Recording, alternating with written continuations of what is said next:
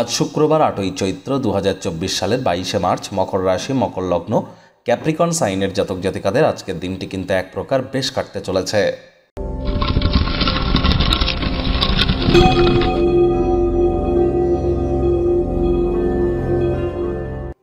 ভিডিওটির শুরুতেই আপনারা দেখতে পাচ্ছেন দেবী মহালক্ষ্মীর গায়ত্রী মন্ত্র। ওম শ্রী মহালক্ষ্মী চ বিদ্মহে বিষ্ণুপত্নাই চ ধীমহি তন্ন লক্ষ্মী প্রচোদয়াৎ।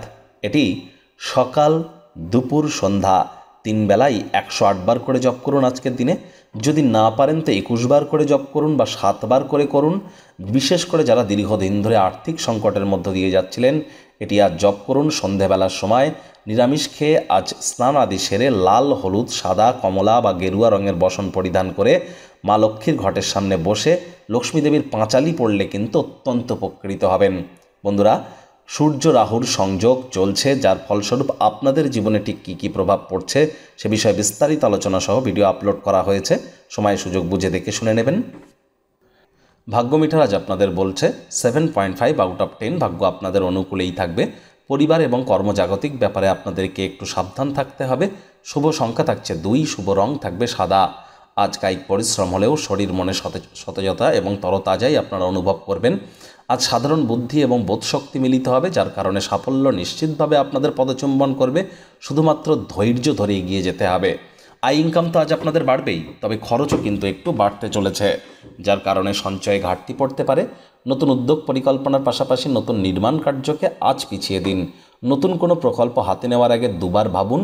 চাকরিজীবী যারা আছেন, অফিসে কম কথা বলে কাজ বেশি করুন। মনের থেকে মস্তিষ্ককে বেশি দাম দিন। কোনো প্রকার অফিস পলিটিক্স বা গসিপিংয়ের অংশ যেন হবেন না। বসের কিন্তু কুনজরে পড়ে যেতে পারেন।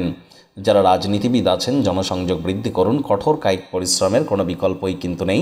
শর্টকাট অবলম্বন করে আখেরে আপনারা খুব বেশি দূর কিন্তু এগিয়ে যেতে পারবেন না। শিক্ষার্থী বিদ্যার্থীদের পড়াশোনায় মনোযোগ আরও বৃদ্ধি করতে হবে। উচ্চশিক্ষার জন্য যারা বিদেশ যাত্রার কথা ভাবছিলেন, ভাগ্যদেবীও আজ আপনাদের পক্ষেই আছেন। সন্তান সন্ততি থেকে থাকলে তারাও তাদের কৃতিত্বের দ্বারা আপনাদেরকে গর্বিত অনুভব করাবে।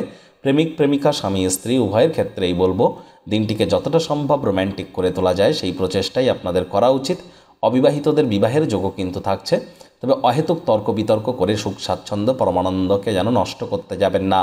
পরিবারের প্রতি সকল প্রকার দায়িত্বকে সঠিক সময়ের মধ্যে সুনিপুণভাবে পালন করুন। পরিবারের কোনো সংবেদনশীল সমস্যাগুলি সমাধান করবার জন্য আপনার বুদ্ধি এবং সামাজিক প্রভাবকে কাজে লাগান। ধৈর্য ধরে এগিয়ে চলুন। আজ আপনাদের ওয়েট অ্যান্ড ওয়াচ পলিসি গ্রহণ করে অবশ্যই এগিয়ে যাওয়া উচিত।